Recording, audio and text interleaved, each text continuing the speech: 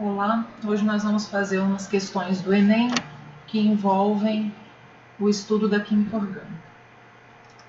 Vamos pegar aqui algumas questões de 2019 e 2018. Começando com essa daqui que vai envolver posição em aromáticos. O 2-BHA é um fenol usado como antioxidante para retardar a rancificação de alimentos e cosméticos que contêm ácidos graxos insaturados. Esse composto caracteriza-se por apresentar uma cadeia carbônica aromática mononuclear, então só tem um núcleo, um aromático, não está conjugado, apresentando o grupo substituinte terc-butil na posição orto e o grupo metoxi na posição para. Qual é a fórmula desse fenol? Então, se a gente lembrar, os grupos que estão sendo mencionados são o grupo terc-butil. Então, butil são 4 carbonos, met, et, próprio but, e o terc indica que é o carbono terciário quem está fazendo a ligação com a cadeia principal. O outro substituinte mencionado é o metoxi. Então, met, de um carbono só, e oxi, da presença do oxigênio ligado nesse carbono. E esses grupos estão posicionados, o terc-butil na posição orto, e o metoxi na posição para. Lembrando que já é um fenol. Então, o OH vai estar nessa primeira posição aqui, que o fenol é justamente o OH ligado ao aromático. Quem estiver ligado no carbono imediatamente lateral é posição orto. Se pular um carbono, posições então 1, 2 e 3, pula 2, posição 1 e 3, meta. E se for posição 1 e 4, posição para.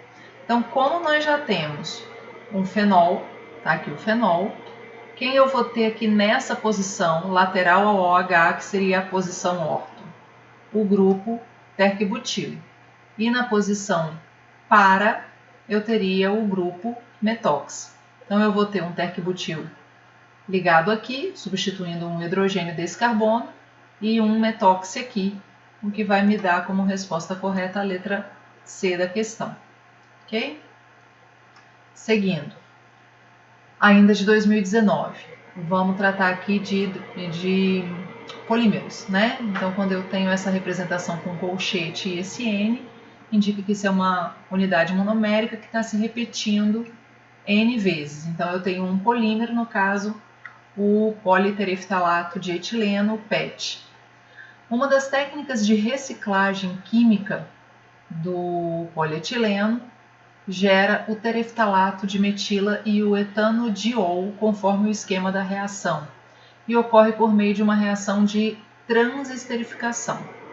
Então, ele dá aqui a reação e pergunta qual seria esse composto A que está sendo representado na reação. Então, falando sobre reciclagem, a gente tem uma reciclagem que a gente chama de reciclagem física e tem uma reciclagem que a gente chama de química, né? A reciclagem física seria aquela onde eu não desfaço a estrutura química do composto. Então, eu vou, por exemplo, prensar materiais, eu vou derreter e remodelar materiais.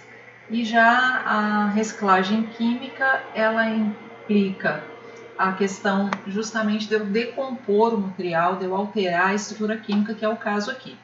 Existe um tipo particular de reciclagem química que a gente chama de energética, que é basicamente quando eu queimo o material e utilizo a energia liberada nessa queima para algum outro tipo de processo, mas não deixa de ser uma reciclagem química também. Então, nesse caso, a primeira coisa que eu preciso entender é que isso é um polímero. Se eu pegar a reação contrária à que a seta está indicando, eu teria a reação de polimerização. Então, isso seria um polímero de condensação, né? Quer dizer, eu tenho dois monômeros diferentes, não tenho ligações duplas, parte de um vai sair, parte de outro vai sair, e eles vão se ligar onde esses radicais saíram. Eu estou fazendo o processo inverso, então eu tenho que imaginar aonde essa molécula vai quebrar para resultar no que vai dar origem a essas duas. Então eu tenho aqui esses dois carbonos e um anel, que são bem característicos. Vejo aqui os dois carbonos e o anel. Então eu sei que vai quebrar a molécula entre os dois carbonos e o anel. exatamente onde foi colocado aí pelo tracinho vermelho. Bom, agora eu preciso imaginar, quebrou aqui ao lado do oxigênio, o que entrou do lado do oxigênio que ficou? Entrou um grupo CH3, então C dupla O, CH3. Né? Então, esse CH3 ligando no O. Na verdade, está quebrando aqui desse ladinho, né? Esse carbono está ficando para cá. E o que entrou do outro lado, no pedaço menorzinho ali, na verdade, nesse carbono da pontinha? O OH, né? Tá aqui, ó, os dois carbonos, estão aqui os dois carbonos, entrou o OH. Lembrando que tem duas vezes esse A, né? Porque vai entrar um OH de um lado e um OH do outro. Vai entrar um CH3 aqui em cima, vai entrar um CH3 aqui embaixo. Então, para cada monômero, para cada quebra de ligação do polímero, são 2 mol desse outro componente. Quem é esse outro componente? Bom, CH3OH. Né? Quem é o CH3OH? O CH3 que entrou de um lado, o OH que entrou do outro. Isso é um álcool de um carbono só. Esse é o metanol, então a resposta seria a letra B. Ok? Seguindo. Essa questão, ela na verdade está disfarçada de química orgânica, mas é uma questão de oxirredução, né? Então vamos lá. Estudos mostram o desenvolvimento de biochips utilizados para auxiliar o diagnóstico de diabetes mellitus, doença evidenciada pelo excesso de glicose no organismo. O teste é simples e consiste em reações, né, na verdade duas em sequência, na superfície do biochip, entre a amostra do soro sanguíneo do paciente, enzimas específicas e um reagente específico que vai ser o que vai dar a alteração na coloração, que é o iodeto de potássio, conforme mostrado na imagem. Então eu tenho aqui o local onde vai ser colocado o sangue, aqui eu tenho as enzimas na fitinha e cá atrás eu tenho o iodeto de potássio.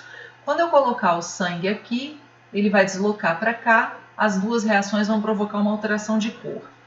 Olha, quase 90% das vezes, se eu tenho alteração de cor, isso costuma ser um indicativo que eu tenho uma reação de oxirredução. A maioria das reações de oxirredução, elas alteram a coloração porque a absorção de luz dos materiais está associada à maneira como os elétrons estão organizados.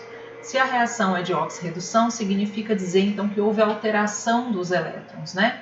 Oxidação, perda de elétron, redução, ganho de elétron. Então, na reação de oxirredução, isso significa que eu tenho uma espécie que está ganhando elétron de uma outra que está perdendo. Então, isso já é indício. Mas o que ele está perguntando é justamente isso, né? Qual é o tipo de reação, tá aqui, ó, qual é o tipo de reação que ocorre na superfície do biochip. Então, a primeira reação está aqui, né? Então, o fluxo se desloca espontaneamente para a esquerda, da esquerda para a direita, promovendo as reações em sequência. Então, na reação 1, eu tenho a conversão de glicose do sangue nesse ácido glucônico e isso gera o peróxido de hidrogênio como subproduto, que é a água oxigenada que está aqui, ó.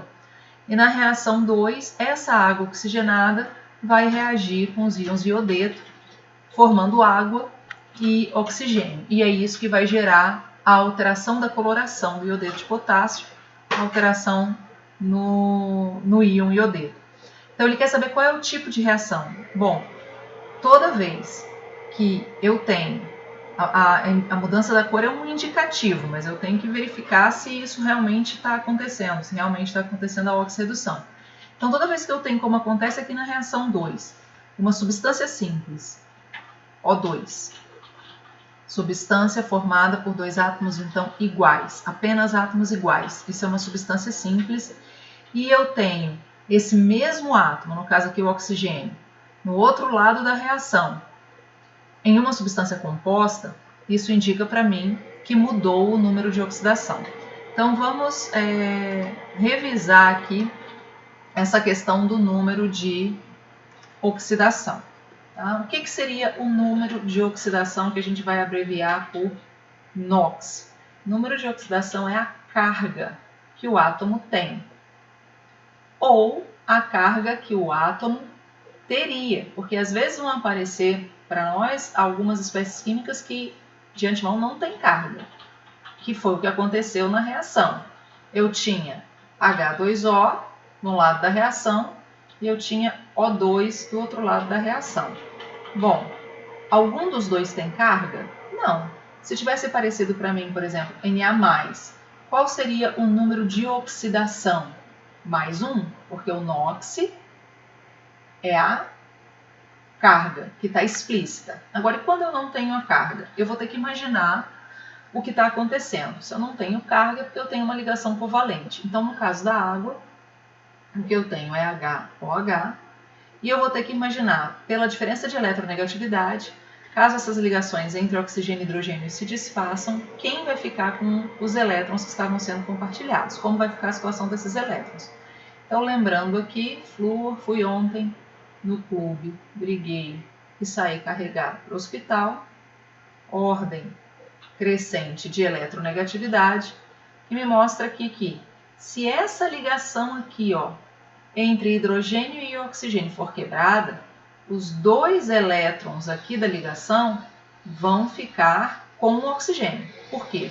Porque o oxigênio é mais eletronegativo toda a vida do que o hidrogênio. Então, ele atrai mais os elétrons dessa ligação. A mesma coisa se acontecer aqui. A quebra dessa outra ligação, o oxigênio vai ficar com os dois elétrons. Logo, na água, o número de oxidação do oxigênio seria -2. Por quê? Porque, embora não exista uma carga real, se as ligações forem desfeitas, o oxigênio vai ganhar 2 elétrons, um que era desse hidrogênio e o outro que era desse. Já o número de oxidação do hidrogênio na água seria +1. Por quê? Justamente pela perda desse elétron para o oxigênio. Esse perdeu 1 e esse perdeu 1. Então, é assim que a gente avalia o número de oxidação, é a tendência de carga ou a carga real. Bom, o número de oxidação ele é para cada átomo. E numa molécula neutra, então, esse número de oxidação de cada espécie, de cada átomo somado, tem que ser igual a 0. Então, aqui, por exemplo, +1, que é o nóxido do hidrogênio, vezes 2, mais 2. Somado com -2, que é o nóxido do oxigênio, essa soma daria igual a 0. Numa molécula neutra, isso sempre vai acontecer. Agora, isso é uma substância composta, então os números de oxidação de cada átomo são sempre diferentes de 0. Substância composta formada por átomos de elementos químicos diferentes, no caso hidrogênio e oxigênio. Aqui é substância simples, não tem carga, não é um íon, como no caso do Na+. Então eu vou ter que imaginar a carga provável, então eu vou ter que imaginar como é a molécula. Eu tenho um átomo de oxigênio que está fazendo uma ligação dupla com outro átomo de oxigênio. Se a ligação for rompida, vou chamar esse aqui de oxigênio 1 e esse aqui de oxigênio 2. Algum dos oxigênios atrai os 4 elétrons da ligação mais fortemente do que o outro? Não. Por que não? Porque ambos são o mesmo elemento, oxigênio. Então a eletronegatividade não muda, é como se fosse uma queda de braço onde os dois têm exatamente a mesma força. Ninguém vai ganhar essa disputa. De forma que, se essa ligação for rompida, esse oxigênio fica com os 2 elétrons que já eram dele e esse oxigênio fica com os 2 elétrons que já eram dele. Alguém ganhou ou alguém perdeu elétron? Não. Alterou a composição eletrônica desses átomos? Não. Então, qual o NOx do oxigênio na molécula de O2? É 0. Então, para toda substância simples, o NOx de cada um dos átomos presentes é sempre 0. Então, se eu volto a analisar a questão, eu vejo exatamente aqui que desse lado eu tenho uma substância composta, que o NOx é diferente de 0, e aqui eu tenho uma substância simples do mesmo elemento que o NOx é 0. Significa que alterou o número de oxidação, né? O mesmo vai acontecer lá em cima, se eu for analisar os oxigênios lá de cima. Certo? Então, isso me mostra que a reação que está acontecendo é uma reação de oxirredução. Então, como eu falei, está disfarçado de química orgânica, mas é oxirredução. Seguindo aqui. Os hidrocarbonetos são moléculas orgânicas com uma série de aplicações industriais. Por exemplo, estão presentes em grande quantidade de diversas frações de petróleo e normalmente são separados por destilação fracionada, com base em suas temperaturas de ebulição. Destilação fracionada, vocês estudaram lá no primeiro ano em separação de misturas. O quadro apresenta frações obtidas na destilação do petróleo em diferentes faixas de temperatura. Então, eu tenho aqui 4 faixas, 4 frações.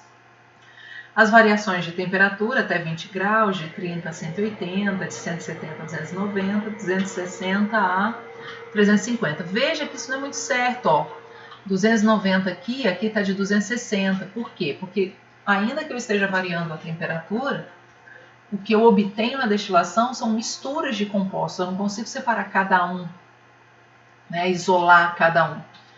Então, aqui o que eu tenho? Ó, as quantidades de carbonos nesses hidrocarbonetos. Então, o que a gente pode perceber?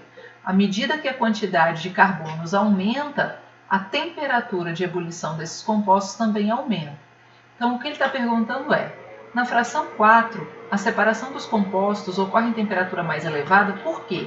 Então, o que a gente está analisando? Temperatura de ebulição. Ebulir significa passar do estado líquido para o estado gasoso. E para isso, as moléculas precisam ser afastadas. Então, hidrocarbonetos são sempre apolares. E eu tenho que lembrar disso, porque se eu vou afastar as moléculas, eu preciso romper as forças de atração que existem entre elas. Qual é o tipo de forças de atração que existem entre os hidrocarbonetos? Se eles são sempre apolares, o que eu vou ter sempre é o dipolo induzido, que é uma interação muito fraca.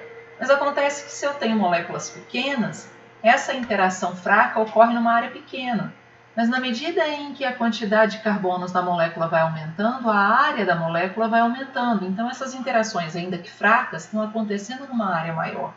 Então eu vou precisar de mais energia, portanto mais temperatura, né, para romper. Então o que está acontecendo é que eu estou aumentando o quê? As forças intermoleculares, né, à medida em que eu aumento o tamanho da molécula, e isso faz a temperatura de ebulição aumentar. Então, de novo, é uma questão de forças intermoleculares e polaridade de moléculas que a gente estuda no segundo ano, mas que está disfarçada aqui de química orgânica. Então, no Enem acontece muito isso, 70% em geral da prova de química é química orgânica, mas dentro das questões de química orgânica começam a aparecer assuntos que foram vistos no primeiro e no segundo ano. Já essa questão, ela foi uma questão que eu considerei difícil, porque ela aborda um conteúdo que vocês vão ver que não está no livro de vocês. A gente, em geral, não falava disso no ensino médio, começou a falar esse ano porque caiu na prova do ano passado. Então, vamos dar uma olhada. A utilização de corantes na indústria de alimentos é bastante difundida, e a escolha por corantes naturais vem sendo mais explorada por diversas razões. A seguir são mostradas 3 estruturas de corantes naturais. A bichina, que está presente no urucum, o licopeno, que está presente no tomate, e o beta-caroteno, que está presente em cenoura, laranja, essas coisas mais alaranjadinhas aí. Geralmente, o que a gente tem em termos de corante é alguma molécula com uma associação com um átomo metálico. Geralmente, ou é um sal, ligação iônica, ou pode ser um complexo mesmo, orgânico, com a presença de um metal.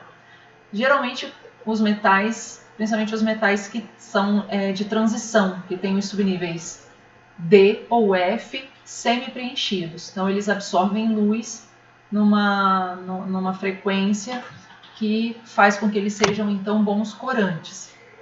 Aqui a gente não tem metal. Então, o que ele está pedindo para a gente é analisar a propriedade que é comum. As estruturas, as três são corantes, que conferem cor a esses compostos, né?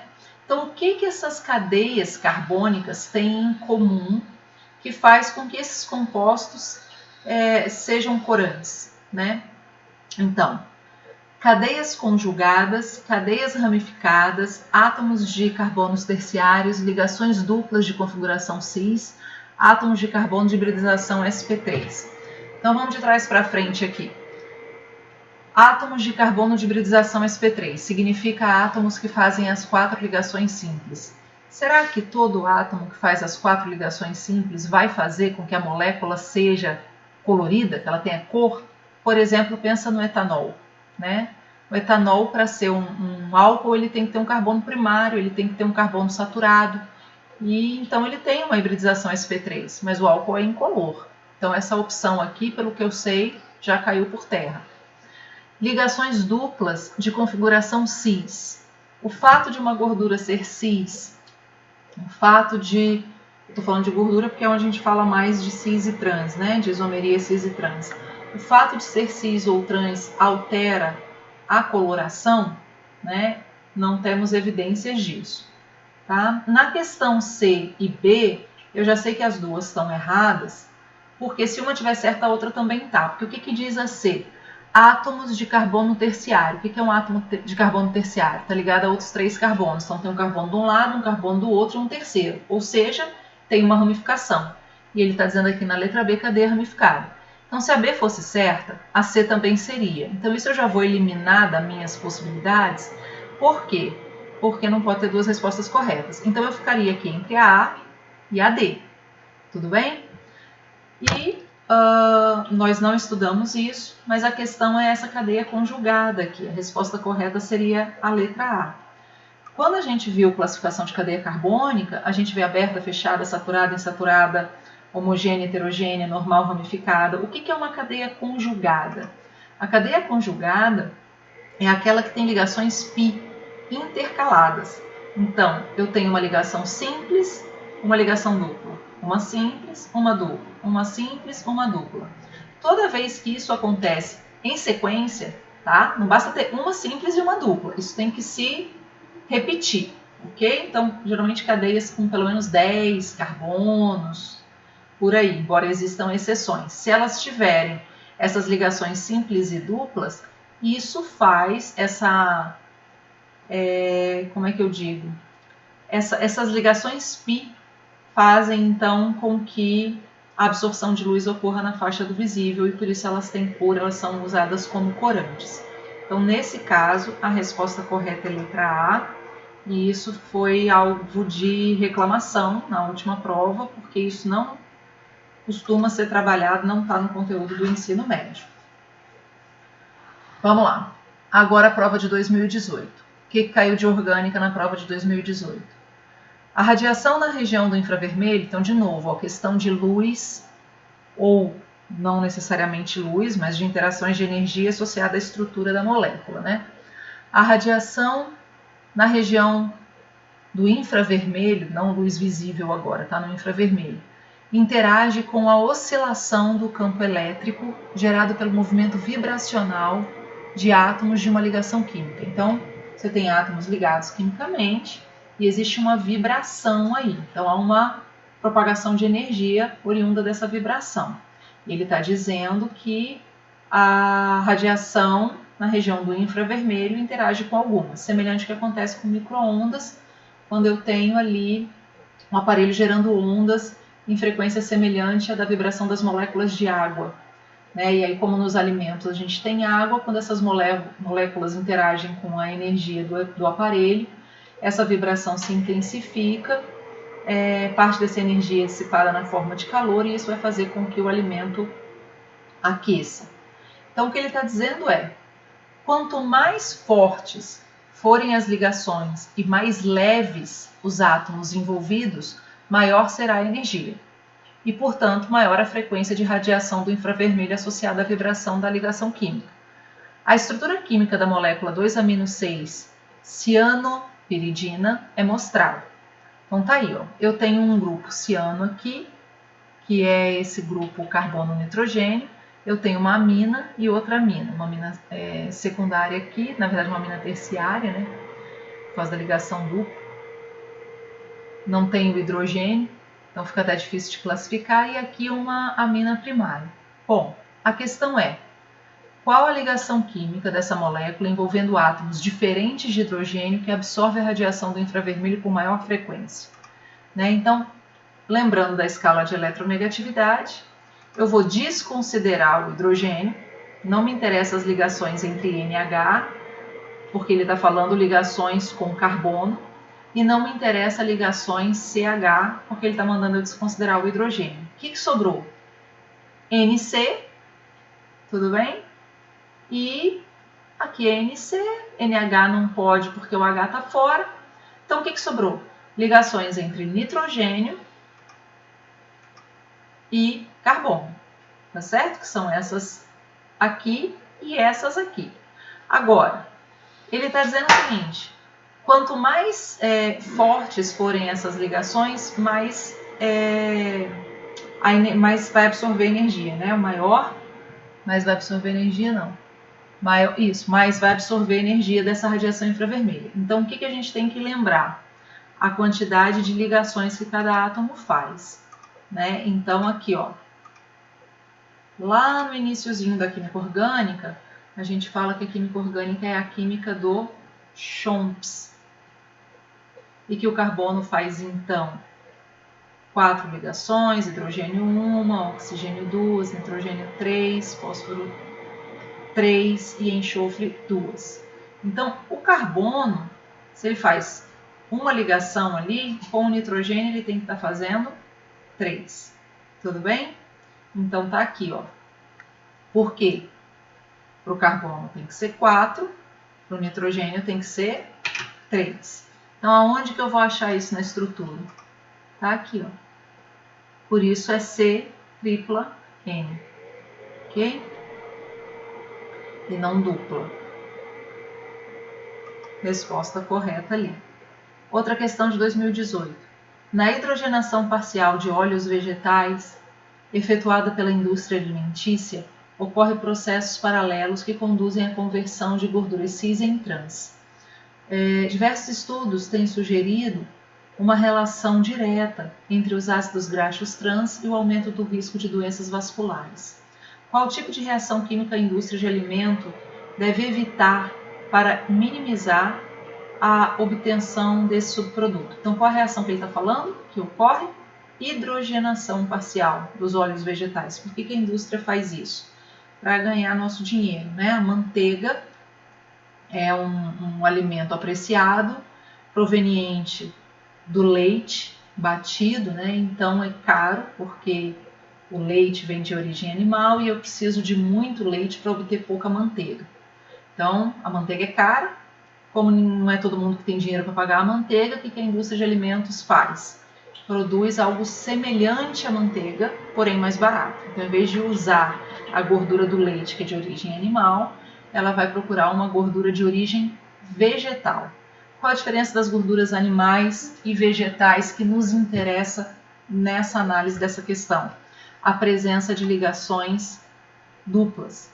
As gorduras, elas vão ter de origem vegetal insaturações, que são essas ligações duplas. Então, são as moléculas grandes aqui de ácidos graxos, vários carbonos, com essas ligações duplas. Isso faz com que elas sejam líquidas.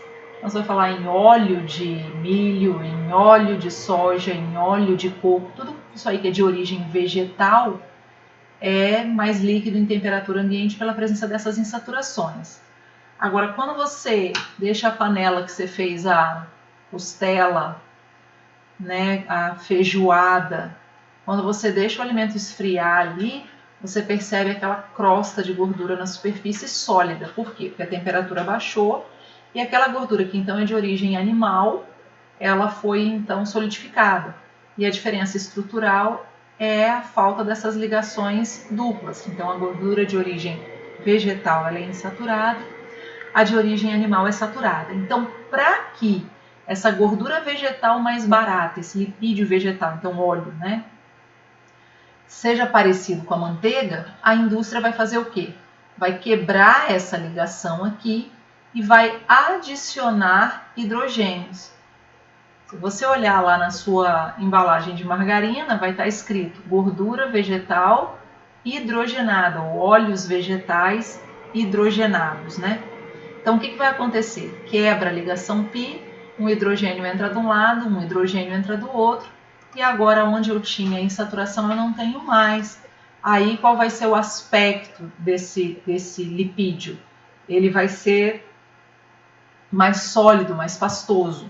Aí a indústria vai botar sal, vai botar um corante, vai botar alguma coisa para dar um cheirinho e vai vender na forma de margarina ou creme vegetal. Que tipo de reação é essa? Eu tenho um composto orgânico, um inorgânico e tenho como produto apenas um composto orgânico. Houve a quebra de uma ligação dupla, poderia ser uma ligação tripla, e agora eu não tenho mais essa insaturação. Isso é uma reação de adição, ok?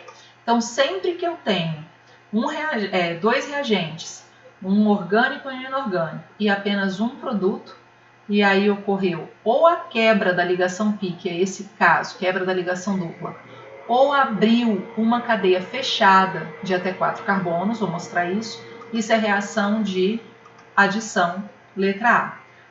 Então, como eu falei, vou mostrar. Eu posso ter essa reação de adição acontecendo com ligações simples, quando ocorre a quebra de uma cadeia fechada. Quando a cadeia fechada é muito pequenininha, por exemplo, isso aqui, ó, só 3 carbonos, H2, H2 e H2, ou 4 carbonos, esse ângulo entre as ligações ele é muito pequeno esse ângulo. Então há uma instabilidade grande da molécula pelas forças de repulsão. Então é relativamente fácil eu quebrar uma ligação dessa, mesmo sendo uma ligação sigma. Vou colocar cloro aqui para ficar diferente. Então o que vai acontecer? Esse cloro, como é muito eletronegativo, ele vai atrair esses elétrons aqui, vai provocar a quebra da ligação. Essa cadeia, que então ela era fechada, ela vai abrir, ela vai ficar uma coisa assim. Agora, ó, ela vai abrir, porque vai quebrar uma ligação aqui. Então vai ficar H2C, CH2, CH2. E está faltando uma ligação para um carbono, outra ligação para o outro carbono, que é justamente onde vão entrar os átomos de cloro. Então, isso aqui agora, em vez de ser uma hidrogenação, é uma halogenação, mas é uma reação de adição do mesmo jeito, porque eu tinha um reagente orgânico, um inorgânico, e aqui tem um produto só, e sempre ou pela quebra numa ligação dupla, uma ligação sigma da dupla, ou pela ligação π da dupla, ou pela ligação sigma de uma cadeia fechada pequena. O que é uma cadeia fechada pequena? 3 carbonos ou 4 carbonos. A partir de uma cadeia fechada de 6, mesmo a de 5 carbonos, o ângulo aqui entre as ligações já é maior. Então começa a ficar mais difícil você fazer adição. Vai ser mais fácil fazer substituição. Em vez de quebrar essa ligação, saia o hidrogênio daqui e entra outra coisa no lugar dele. Tá? Aí já é outro caso. Aqui o que a gente tem é uma reação de adição. Seguindo, ácido acetil salicílico é um analgésico que pode ser obtido pela reação de esterificação do ácido salicílico. Quando armazenado em condições de elevada temperatura e umidade, não tem água, isso é importante para entender a questão, ocorrem mudanças físicas e químicas em sua estrutura, gerando um odor característico. O que ele está chamando de odor característico é um cheiro ruim mesmo. A figura representa a fórmula estrutural do ácido acetil salicílico. Tá aqui a fórmula, né? É um ácido, olha lá, C-OH, e é um éster também, ó. C-OO, C alguma coisa. Então tem essas duas funções orgânicas aqui. Esse odor que é provocado é pela liberação de qual dessas substâncias? Então veja, isso é um éster. Então ele é formado por uma reação de esterificação. Lembra da reação de esterificação? Vamos dar uma olhada aqui na reação de esterificação. Reação de esterificação é aquela onde eu tenho um ácido, C-OOH, não interessa, vou chamar de R1 aqui, quantos carbonos eu tenha além dessa carboxila, mais um álcool.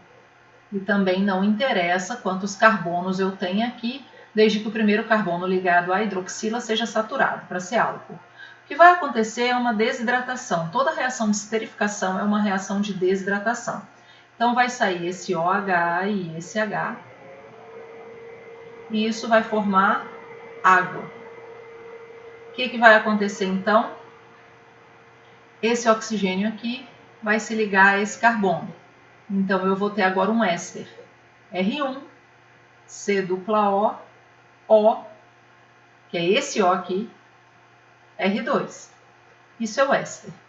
E o que a gente está vendo é que o ácido acetilsalicílico é um éster.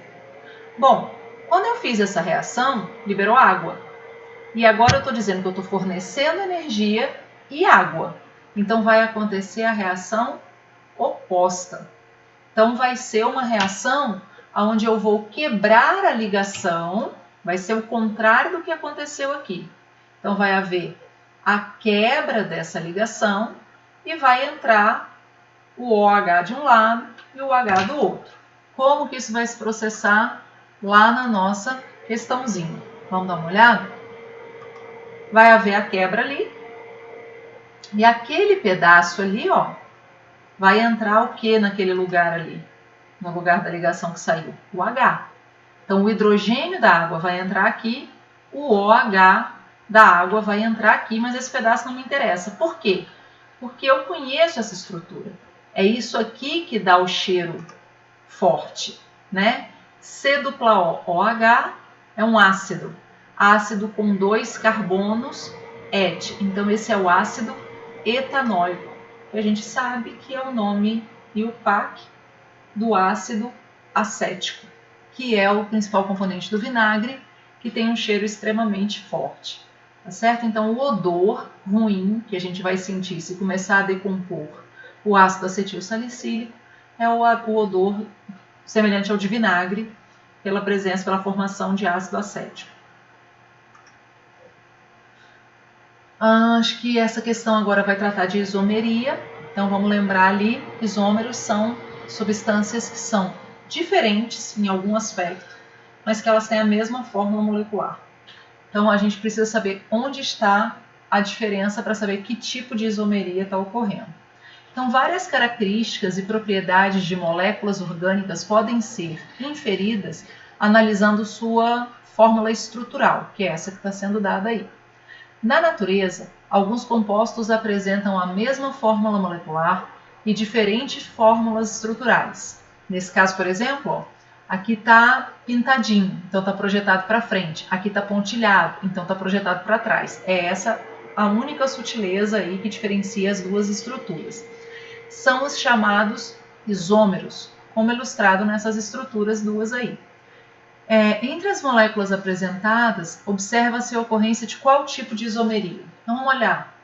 A isomeria mais simples é a plana, aonde está mudando a posição de alguma ramificação, a posição de um grupo funcional, ou que está mudando a função orgânica, por exemplo, um pode ser álcool, outro pode ser éter, ou está mudando a posição de uma insaturação. Isso está acontecendo aí? Vamos dar uma olhada. A cadeia aqui é aberta, homogênea, saturada, porque a dupla ligação não é entre carbonos, é com carbono e oxigênio, normal, não tem ramificação. Aqui também, então não mudou a cadeia. Então não tem isomeria plana de cadeia, não tem ramificação para mudar a posição, não está mudando a posição dos grupos funcionais. Então aqui carbono 1, que é o carbono da carboxila, no carbono 2 tem o OH, aqui também carbono 1, carbono 2 tem o OH. Não está mudando os grupos funcionais, eu tenho aqui um OH, então é um álcool. Eu tenho aqui um C-OH, que é um ácido, aqui também. Então isso não é isomeria plana. Olhando as duas moléculas no plano, como eu estou olhando aí, eu não vejo diferença. Tem isomeria geométrica, cis e trans? Vamos lembrar, para ter isomeria geométrica, o que é preciso para ter isomeria cis e trans?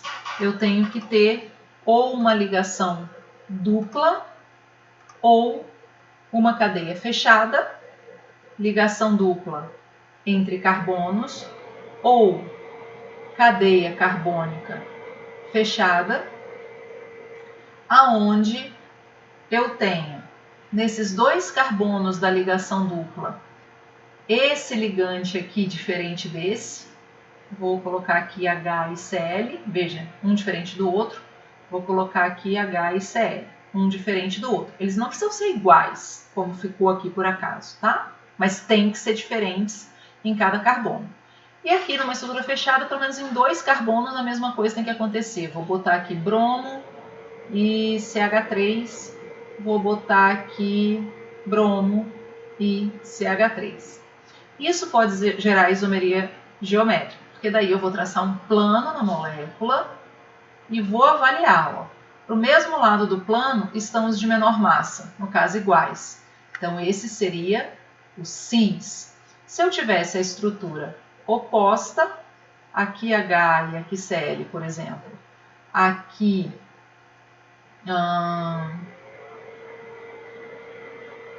não vai dar certo, vamos colocar aqui o H e aqui o Cl, olha o que aconteceria quando eu traçasse o plano.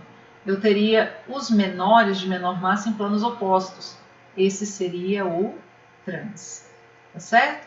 Mesma coisa aqui, ó.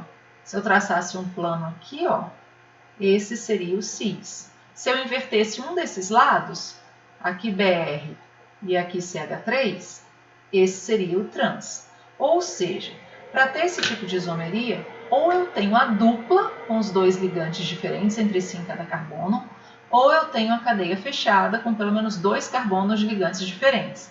Isso acontece aqui no nosso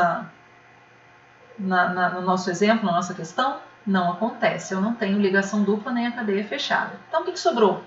Isomeria ótica. Quando que eu tenho isomeria ótica? Quando eu tenho um carbono quiral, um carbono assimétrico, que é aquele carbono que faz 4 ligações simples diferentes. Isso está acontecendo aqui? Tá. Aonde? Naquele carboninho ali, ó. Aquele carbono é quiral. Então, veja, eu tenho aqui, ó, esse carbono, ele está fazendo 4 ligações diferentes.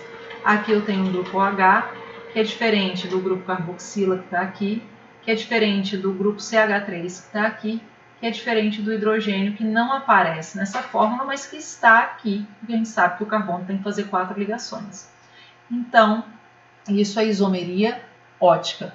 Tem um carbono assimétrico. É como então se a imagem da molécula no espelho não fosse apenas uma imagem. Na verdade não é, né? Mas não fosse. Não é uma imagem apenas no espelho. É outra molécula. Um pode ser um fármaco no combate a um tipo de câncer e o outro não fazer a menor diferença. Um é uma substância que combate enjoo de gravidez, o outro causa má formação no feto.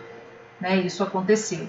Então, isomeria ótica. Enem 2018 ainda, as abelhas, aqui também isomeriam. As abelhas utilizam sinalização química para distinguir a abelha rainha da operária, sendo capaz de reconhecer diferenças entre moléculas. A rainha produz o sinalizador químico conhecido como ácido 9-hidroxidec-2-enóico, enquanto que a abelha operária produz o ácido 10-hidroxidec-2-enóico. Qual a diferença das duas estruturas? O OH aqui está no carbono 9, contando a partir do ácido etanóico aqui, enquanto aqui está no carbono 10. Okay? É a única diferença. Nós podemos distinguir as abelhas operárias e rainhas por sua aparência, mas entre si elas usam essa sinalização química para perceber a diferença. Pode-se dizer que vem por meio da química. As moléculas dos sinalizadores químicos produzidos pela abelha rainha e operária possuem diferença aonde? Aonde que está a diferença? Os dois são ácidos, tá aqui, óico e óico. O ácido, a carboxila, vai estar partindo aqui de um carbono ligado ao carbono 2, aqui também. DEC na cadeia principal, então são 10 carbonos aqui, aqui também. Tem um hidroxi aqui, um OH, aqui também. Qual a única diferença? Na posição do hidroxi. Então, se eu olhar a fórmula molecular, eu vou ver diferença? Não. Tem diferença nos tipos de ligação química? Também não.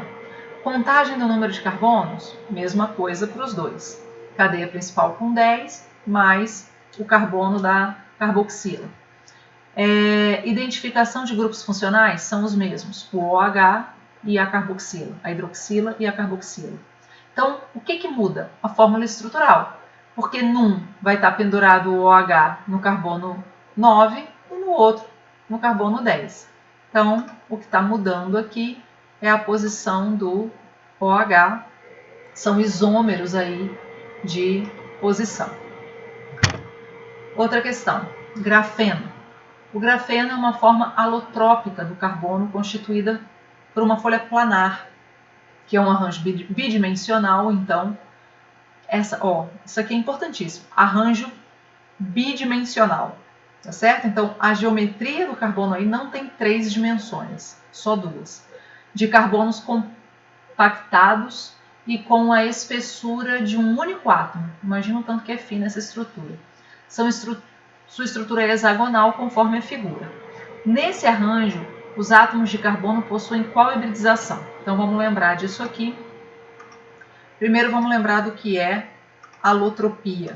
Alotropia é o nome que eu dou quando acontece de um mesmo elemento químico produzir ou formar mais de uma substância simples diferente. Então, se você olhar aí o grafite do seu lápis, e se você olhar, você é rico, você tem aí um anel de diamante, que eu só vejo na vitrine. Então, se você olhar o grafite e o diamante, você vai ver que são substâncias completamente diferentes. No entanto, os dois são formados apenas por átomos de carbono. O que muda é a maneira, é o ângulo, a maneira como as ligações são feitas entre os diversos átomos. Eu tenho os fulerenos, né? Eu tenho o grafeno, eu tenho os nanotubos de carbono. Tudo isso são variedades alotrópicas do carbono. Lembrado isso, que é lá do primeiro ano, vamos lembrar de hibridização. Subnível S, cabem 2 elétrons, subnível P, cabem 6. Por motivos que em sala eu expliquei, que aqui eu não vou voltar, se alguém tiver dúvida me pergunta em particular.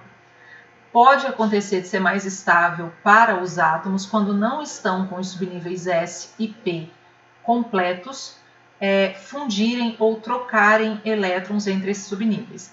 Então, no caso do carbono, que tem número atômico 6, a distribuição eletrônica seria 1s2, 2s2, 2p2.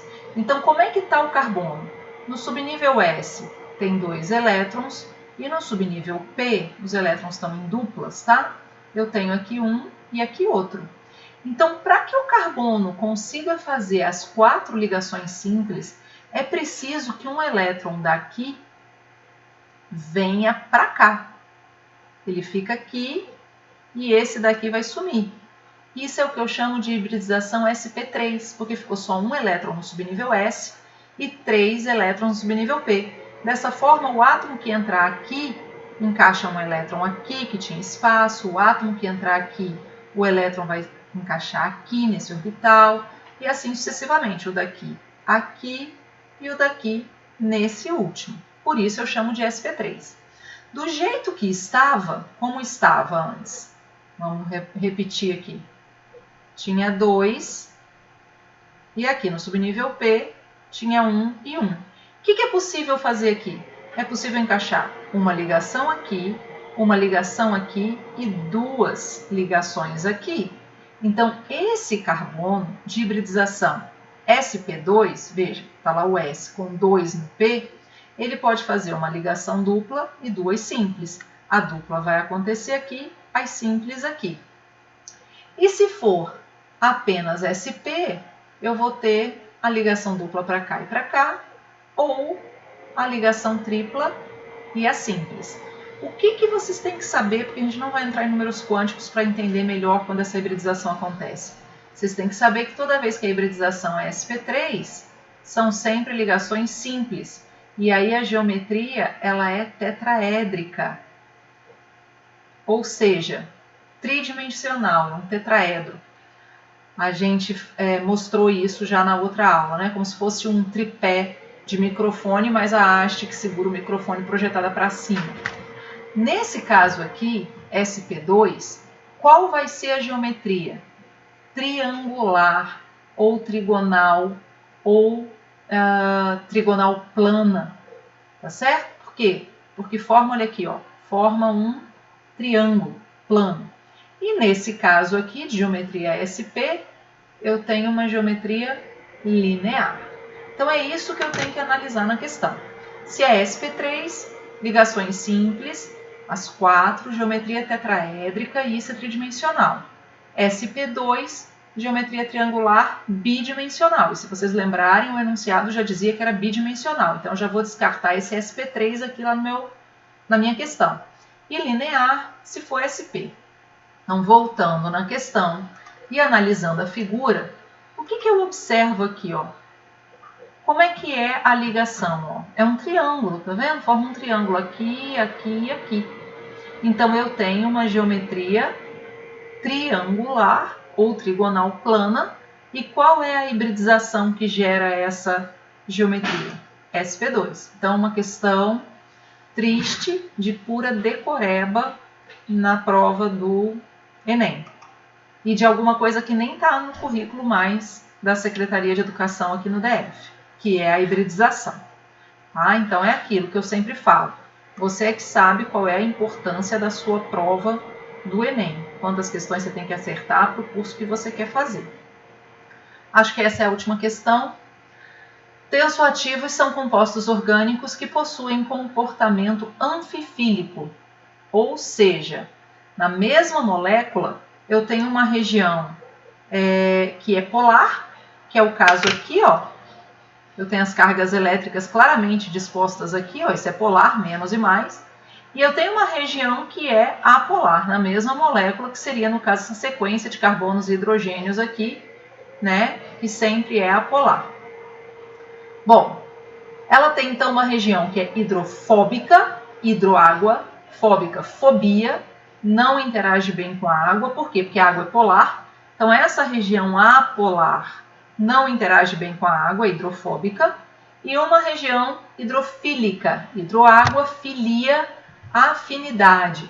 Então, uma região aqui que vai interagir bem com a água. Por quê? Porque a água é polar e essa região também é. Semelhante interage bem com semelhante. Ok?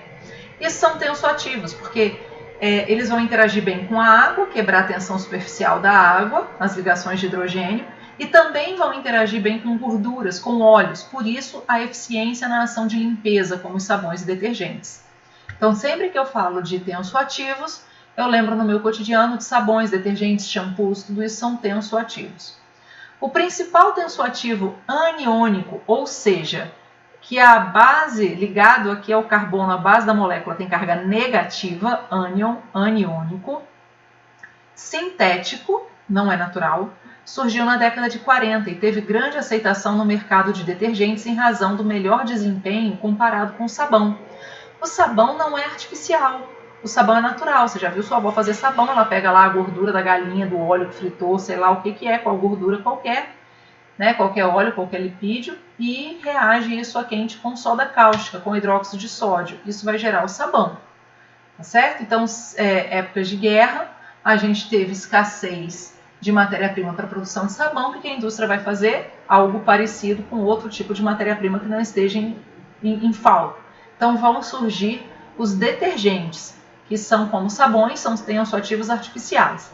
Então, no entanto, esse primeiro detergente aí muito bom, muito utilizado, o uso dele provocou grandes problemas ambientais, dentre eles a resistência à degradação biológica, ou seja, eles não eram biodegradáveis. Então, quando acabava indo parar no lago, quando acabava indo parar no rio, isso não era degradado por micro-organismos, quer dizer, micro-organismos não conseguiam chegar próximo dessas cadeias de carbono suficientemente para quebrar ligações e transformar isso em moléculas menores.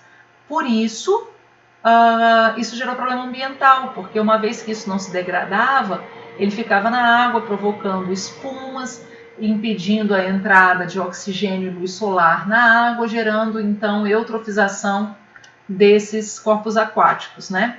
Então, um problema ambiental grave. E isso acontecia por quê? Por que as bactérias não conseguiam chegar? Por causa dos diversos carbonos terciários na cadeia que compõe a proporção hidrofóbica, a porção, né, hidrofóbica. Essas ramificações, né? Se eu tenho carbono terciário, o que isso quer dizer? Que eu tenho ramificação. Carbono terciário está ligado a 3 carbonos, um para um lado, outro para o outro, e uma ramificação. Então, quando ele fala que tem carbono terciário, o que ele está dizendo é que tem ramificação. E aí o que acontece? Essas ramificações na cadeia, geradas pelo carbono terciário, dificultavam sua degradação, levando à persistência no meio ambiente por longos períodos.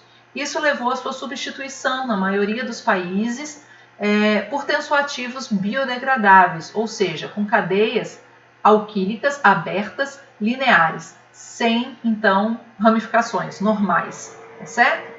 qual a fórmula estrutural do tensoativo que era persistente no ambiente mencionado no texto. Então, quais as duas características? Primeiro, tinha que ter ramificações, então não vai ser a letra D, nem vai ser a letra A, que elas não têm ramificações. Aqui, na verdade, é um polímero, está repetido 20 vezes esse monômero aqui dentro, e 15 vezes esse outro pedacinho. Agora, pode ser a letra B, que tem ramificações, pode ser a letra C, que tem uma ramificação aqui, e poderia ser a letra E, que tem ramificações aqui também. Mas a outra informação que eu tenho do texto é que ele é um tensoativo aniônico. Então, a carga ligada ao carbono, do átomo ligado ao carbono, tem que ser negativa. Então, vou aqui, ó, tem ramificação. A carga é negativa? É. Tem ramificação. A carga é negativa? Opa, não. Por que não? Porque a carga está na própria ramificação. Então, eu não tenho ramificação, na verdade, né? Porque a ramificação teria que estar ligada aqui, então, nessa parte hidrofóbica. Aqui não tem ramificação. Aqui não tem ramificação. Aqui tem, mas a parte ligada à ramificação, não, à cadeia carbônica é positiva. Então, não me interessa. Quem é que tem ramificação e também tem na mesma estrutura um tensoativo aniônico, uma carga aniônica. Então, esse é aniônico, esse também, mas só os que têm ramificação são essas aqui, essas ramificações da letra B, certo? Então, resposta correta, letra B. Eu acho que essa foi a última questão. Nesse site, a gente tem questões por assunto de vestibulares desde 2009. Então, é um site legal de estudar. Ok? Por hoje é isso. Até mais.